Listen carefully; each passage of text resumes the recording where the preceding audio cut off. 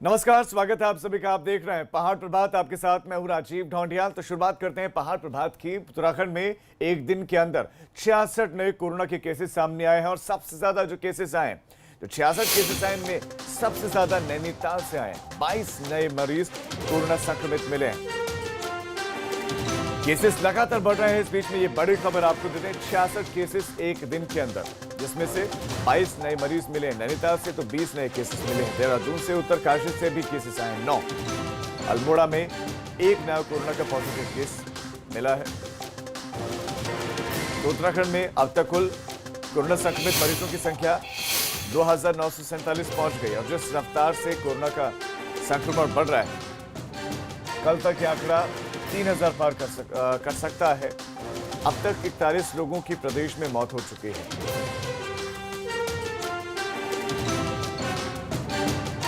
और ज्यादा अपडेट्स के साथ हमारे संवाददाता रवि कैंतुरा हमारे साथ जुड़ गए हैं। रवि, जो नए केसेस आए हैं, अब इनके बारे में बताएं कि कौन कौन से हिस्सों से आए हैं। और रवि, मैं एक और चीज आपसे जानना चाहूंगा, क्योंकि पहले जो केसेस आ रहे थे वो तो प्रवासियों के आ रहे थे, लेकिन प्रवासी भी अब नहीं आ रहे हैं। अब क्या ये कम्युनिटी ट्रांसफर के संकेत हैं कि लोगों में जो प्रवासी गए हैं कोरोना लेकर, वो दूसरे लोगों तक फैला रहे हैं? क्या मिजाज देखने को मिल रहा है? क्या पैटर्न है इस वक्त अब वहां पर कोरोना का? जी बिल्कुल, देखिए राजीव, जिस तरीके से जो केसेस आ रहे हैं, कि आपने सही कहा कि अब जो प्रवासियों का सिलसिला है वो भी नहीं है, तो किस तरीके के ये जो केसेस आ रहे हैं, तो यहाँ पर अगर बात करें तो जैसा अगर हम कल के केस की बात करें तो कल भी जो आए हैं, तो कई ऐसे केस हैं जो कि स्थानीय लोग हैं, जो है स्थानीय यहाँ पर जो पॉजिटिव आए हैं। लेकिन इसमें कई ऐसे भी हैं जो बाहर से आए थे और उसके बाद जो डिटेक्ट हुए हैं। तो लगातार इस तरीके से केसेस हैं। सबसे ज्यादा केस कल एक बार फिर से देहरादून में देखने को मिले हैं। तो ऐसे में अगर बात करें तो अभी जो लोग बाहर से वापस उत्तराखंड लौटे थे और उनके जो संपर्क में जो लोग आए हैं, तो कुछ ऐसे भी है कि वो लोग भी जो है पॉजिटिव आए हैं, जो उनके डायरेक्ट कांटेक्ट में थे। और कुछ लोग ऐसे हैं जो पहले बाहर से लौटे थे और जो अब भी उन पर जो है काफी देर बाद जो है उनके सिम्टम्स आ रहे हैं। तो उसके बाद भी जो है कुछ केसेस पॉजिटिव आ रहे हैं। लेकिन ऐसा नहीं है, हम ये नहीं कह सकते कि कम्युनिटी ट्रांसफर अभी इस तरीके से हुआ है। तो अब प्रदेश में जो संख्या है वो जो है 2347 जो है पहुंच गई है।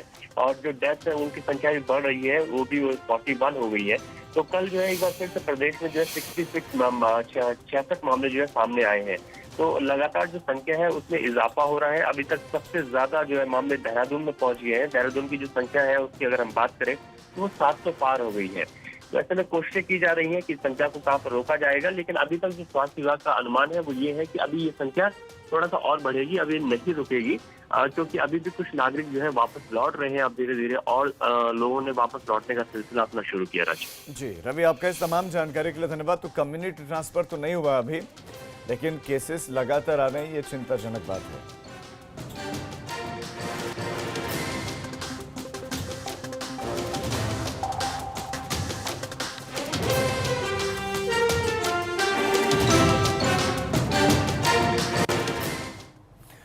धर्मनगरी हरिद्वार में इस बार बोल बम के जयकारे के साथ ही कांवड़ की धूम देखने को नहीं मिलेगी। कोरोना को देखते हुए इस बार उत्तराखंड सरकार ने पड़ोसी राज्यों के साथ बातचीत कर कांवड़ यात्रा को स्थगित करने का फैसला लिया है। इसी को लेकर हरिद्वार में अहम बैठक हुई और इस मीटिंग में डीएम, एसएसपी समेत यूपी और हरियाणा के अधिकारी मौजूद रहे। जितने भी दुकानें हैं इसका सामग्री जो भी बेचते हैं, उन सभी से अपील है कि इस बार कोरोना का जो प्रॉब्लम है, जो चुनौती है, उसको दृष्टिगत रखते हुए ज़रूर बिल्कुल उसका कोई भी बिक्री ना करें। अगर उसके बावजूद भी अगर कोई उसका वायलेशन करेंगे तो उनके खिलाफ कार्रवाई किया जाए। कोरोना काल में एक अच्छी खबर है, उत्तराखंड की चारधाम यात्रा की शुरुआत हो गई है, मगर तीर्थ पुरोहित चारधाम यात्रा का विरोध कर रहे हैं। तीर्थ पुरोहितों का कहना है कि जब धामों में सुविधाएं ही नहीं है तो फिर यात्रा शुरू करने का फायदा क्या हुआ।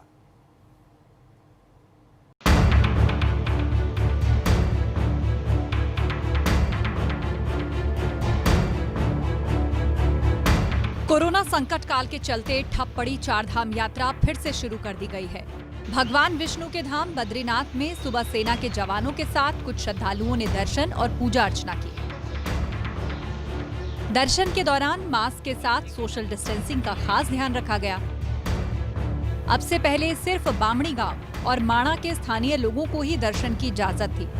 मगर अब प्रदेश भर से लोग बद्री विशाल के दर्शन के लिए आ सकते हैं। 7 बजे से लोग मंदिर आना प्रारंभ हुए हैं। यद्यपि गिनती के लोग आए हैं, थोड़ा आर्मी के लोग आए हैं। व्यवस्था तकरीबन जैसी गाइडलाइन थी बना ली गई है।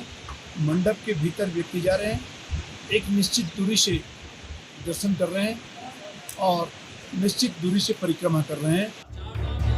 उधर चार धाम यात्रा शुरू होने से नाराज यमुनोत्री धाम के तीर्थ पुरोहित और मंदिर समिति के सदस्य क्रमिक अनशन पर बैठ गए। पुरोहितों का एक ही नियम बना रखा है यमुनोत्री धाम में, सुबह को पूजा करके मंदिर बंद कर दिया जाता है और दिन में बाल भोग लगता है। उसके बाद रात्रि को शयन आरती की जाती है। उसके बाद मंदिर बंद रहेंगे। जो भी दर्शनार्थी चाहे लोकल हो या बाहर से आने वाला व्यक्ति हो, वो जो है उसको यमुनोत्री में पूजन का और दर्शन का लाभ प्राप्त नहीं होगा। चार धाम यात्रा शुरू होने के बाद अब तीर्थयात्री उत्तरकाशी स्थित गंगोत्री धाम के दर्शन के लिए भी आ सकते हैं। मगर गंगोत्री धाम के तीर्थ पुरोहितों का कहना है कि सरकार ने बगैर तैयारियों के चार धाम यात्रा शुरू कर दी है। उत्तराखंड सरकार ने चार धाम यात्रा प्रारंभ की है। हम उसका विरोध करते हैं, क्योंकि गंगोत्री धाम में किसी भी प्रकार की न रहने की सुविधा है, न खाने की सुविधा है और न पीने की सुविधा है। यहाँ पर सभी प्रकार की धर्मशालाएं, सभी प्रकार के आश्रम, निजी होटल और लॉज बंद हैं। यहाँ पर कोई भी दुकानें प्रतिष्ठानें खुला नहीं है, सभी बंद हैं।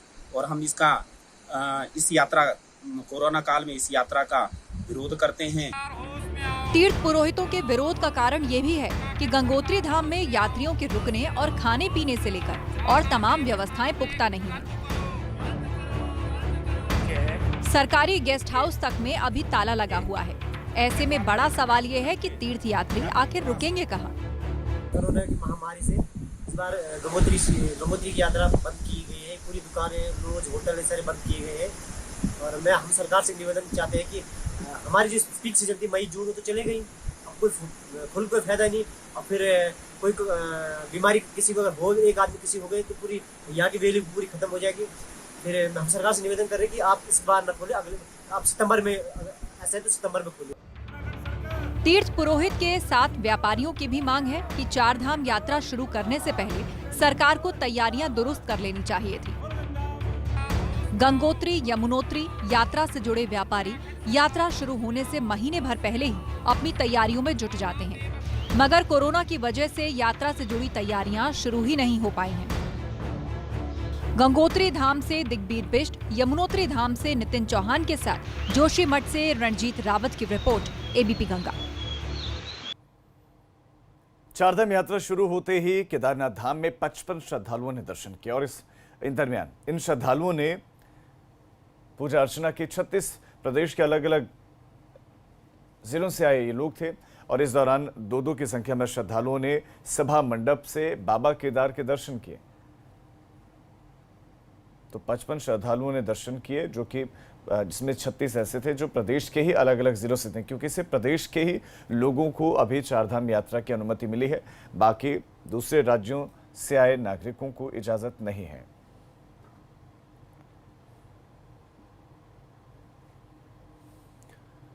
पुलिस की तरफ से यात्रा की तैयारियां पुख्ता कर दी गई हैं। गढ़वाल के आईजी का कहना है कि हफ्ते भर तक यात्रा की व्यवस्थाओं की मॉनिटरिंग की जाएगी। अभी तो हम लोग लगभग एक हफ्ता इसका मॉनिटरिंग करेंगे कि कितनी संख्या में यात्री जा रहे हैं, क्या दिक्कतें आ रही हैं। और क्योंकि अभी साथ ही साथ हमारे काफ़ी सारे संसाधन कोविड-19 से जुड़ी हुई व्यवस्थाओं में भी लगे हुए हैं, तो अगर चारधाम यात्रा शुरू होने के एक हफ्ते बाद जनपदों द्वारा इसके बारे में फीडबैक आता है कि कुछ एडिशनल मैन पावर या कुछ एडिशनल और हमको रिसोर्सेज चाहिए, तो फिर उसके हिसाब से वहाँ व्यवस्था की जाएगी। अब बात करते हैं बद्रीनाथ यात्रा के जिलाधिकारी स्वाति एस भदौरिया ने बुधवार को बद्रीनाथ धाम की यात्रा व्यवस्थाओं का जायजा लिया। उन्होंने यात्रा तैयारियों को लेकर विभिन्न कार्यों का निरीक्षण कर मौके पर मौजूद सभी अधिकारियों को निर्माण कार्य में तेजी लाने के निर्देश दिए। जिलाधिकारी ने बद्रीनाथ धाम जाने वाले श्रद्धालुओं के लिए लामबगड़ में बने एंट्री पॉइंट का निरीक्षण कर यहां पर तैनात कर्मचारियों को यात्रा की thermal screening, mask, hand sanitiser और तमाम दूसरी सावधानियां बरतने के साथ साथ टोकन लेने के बाद ही श्रद्धालुओं को बद्रीनाथ धाम भेजने के निर्देश दिए। साथ ही शाम 4 बजे के बाद बद्रीनाथ धाम जाने की अनुमति किसी को भी नहीं दी जाएगी। मंदिर दर्शन के दौरान यात्रियों को सोशल डिस्टेंसिंग का विशेष ख्याल रखना होगा। आज से जो यात्रा शुरू हुई है वो उत्तराखंड के निवासियों के लिए शुरू हुई है और उसके लिए हमने लामबगढ़ में जो हमारा चौकी है, पुलिस चौकी, वहाँ पर प्रशासन पुलिस ने मिलके एक बैरियर भी लगा दिया है और वहाँ पे हमारे लोगों का नियुक्ति कर दी गई है जो वहाँ से आने वालों का सारा डिटेल रख रहे हैं। अभी प्राइमरी स्टेज में हम लोग देख रहे हैं कि 1-2 दिन में कितना क्राउड आता है। वैसे अधिकतम जो देवस्थानम बोर्ड ने जारी किया उसमें 1200 का है, लेकिन उसको डीएम साहब और हम लोग उसको डिसाइड करेंगे। नोएडा से गुरुद्वार पहुंचे एक बुजुर्ग की संदिग्ध हालत में मौत से हड़कंप मच गया। बताया जा रहा है कि बुजुर्ग के परिवार के लोगों को प्रशासन क्वारंटीन सेंटर ले जा रहा था। इसी दौरान परिवार के एक शख्स की मौत हो गई। मृतक की कोरोना की जांच करवाने के लिए सैंपल लैब भेज दिया गया और साथ ही उनके परिवार के सभी सदस्यों को आइसोलेट भी कर दिया गया। डॉक्टर साहब का यही कहना है कि भाई वही जो बॉडी है कल है उसको हम उसमें लेंगे और बॉडी बैग में उनको रखेंगे और बॉडी बैग जो है जो बनाया गया है स्पेशल उसके लिए, उसके बाद उनका सैंपल पहले सैंपल लेके जब सैंपल लिया जाएगा उसके बाद जब रिपोर्ट आएगी तभी हम कह सकते हैं वो पॉजिटिव नहीं है या नहीं, लेकिन एहतियातन बॉडी बैग में रखा जाएगा, बैग में रखी जाएगी। उसके बाद परिजनों को सौंप।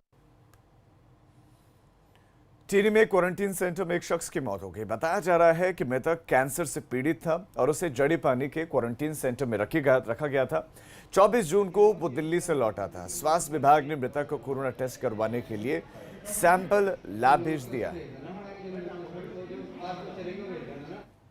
के बारे में ये बोला कि जा रहा था कि पहले से ही काफ़ी बीमार थे और जो भी मृत्यु का कारण है वो फर्स्ट उसमें तो ये कैंसर ही लग रहा है क्योंकि मेटास्टेसिस की वजह से इनकी मृत्यु हुई है, जो लीवर में कैंसर फैल गया। और करें बड़ी खबर का, कोरोनिल दवा को लेकर हाईकोर्ट में याचिका दाखिल की गई है। योग गुरु बाबा रामदेव दिव्य फार्मेसी को नोटिस भी जारी कर दिया गया।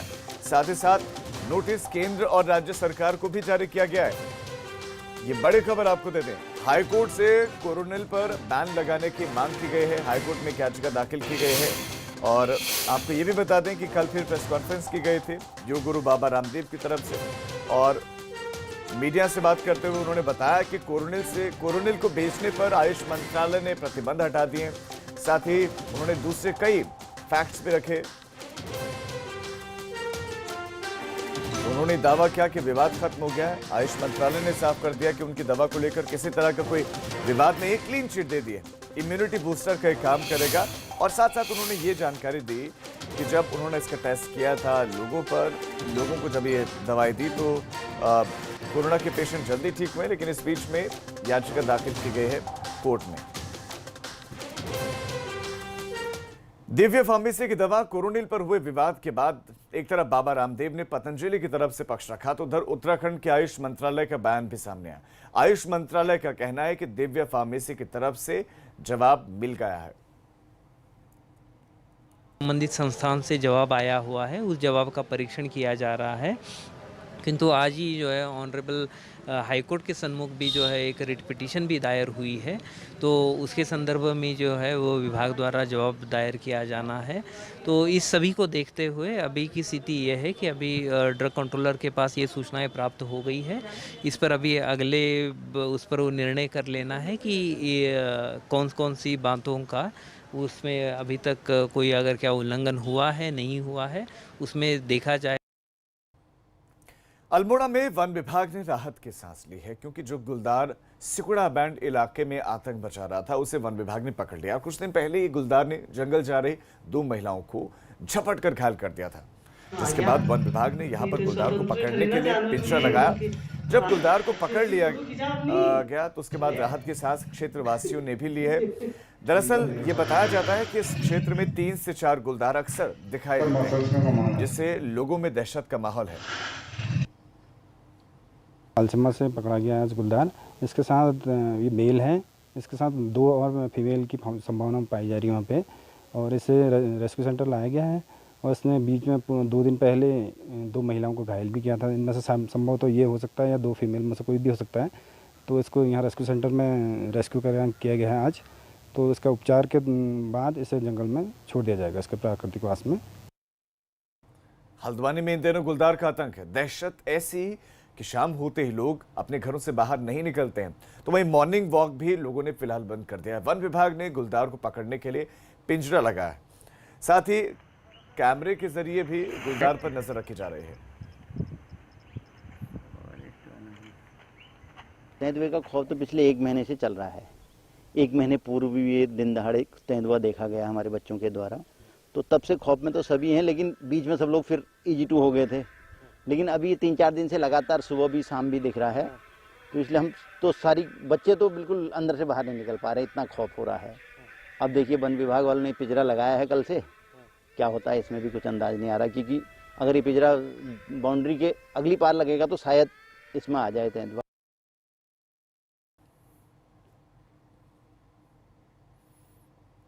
रामनगर के गर्जिया मंदिर से एक हैरान कर देने वाला मंजर सामने आया। कुछ हाथी मंदिर के बगल कोसी नदी पर बने पुल की सीढ़ियों पर चढ़ गए और ये हाथी यहां पर तकरीबन 20 सीढ़ियां चढ़कर पुल के चबूतरे तक पहुंच गए। बताया जा रहा है कि इस झुंड में करीब 15 हाथी थे और ये पूरी घटना CCTV में कैद हो गई।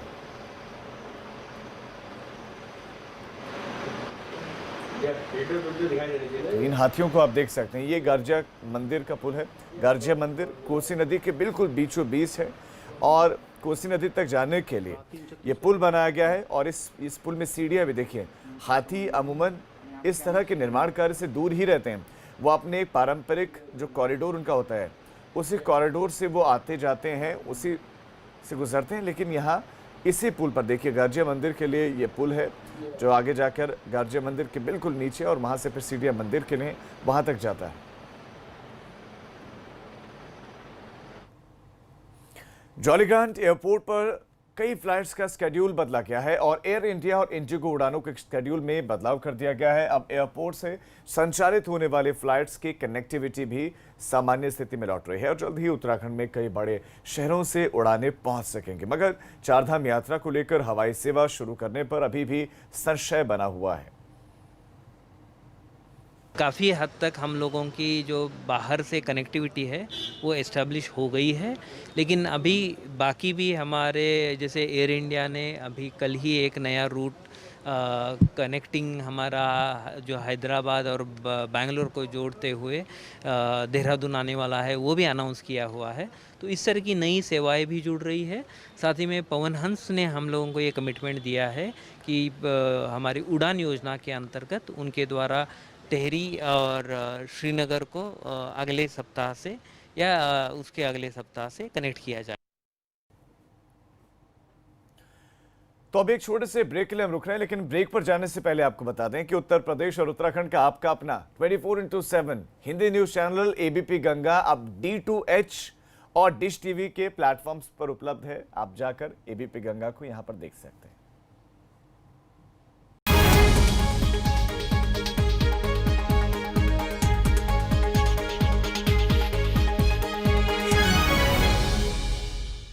मैडम, ये तो जादू की छड़ी है। इसलिए अपने फैब्रिकेटर को बोलिए कि ग्रिल बनाए तो सिर्फ SRMB रियल स्टील से। धान की खेती के लिए सिंजेंटा का वरदान वोटाको दानेदार। धान के पौधों को तना-छेद कीटों से बचाए, जिससे मिले अधिक किल्ले, सुरक्षा भी शक्ति भी, सिर्फ वोटाको से। बदबू का खौफ कभी नहीं, क्योंकि अब आया है महकती ताजगी भरा वीको का सॉफ्ट वीको वज्रदंती, अब सॉफ्ट फ्लेवर में। वीको वज्रदंती। अब पढ़ने के लिए नया कंप्यूटर भी मिलेगा और डोसे के लिए नया पैन भी, क्योंकि अपनी दुकान में मिलेंगे आपकी जरूरतों के सारे सामान पूरी हिफाजत के साथ। बताइए क्या चाहिए? Amazon, आपकी अपनी दुकान। सिगरेट की तलब तो उठेगी, उसे कंट्रोल करो निकोटेक्स के साथ। WHO की मानो, सिगरेट छोड़ो, कोरोना वायरस से बचो। हमें यकीन है आप पे। निकोटेक्स।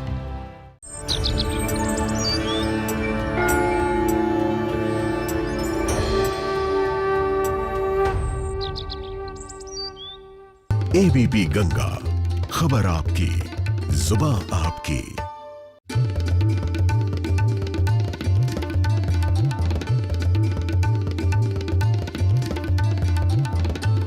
देख रहे हैं एबीपी गंगा, खबर आपकी, जुबान आपकी।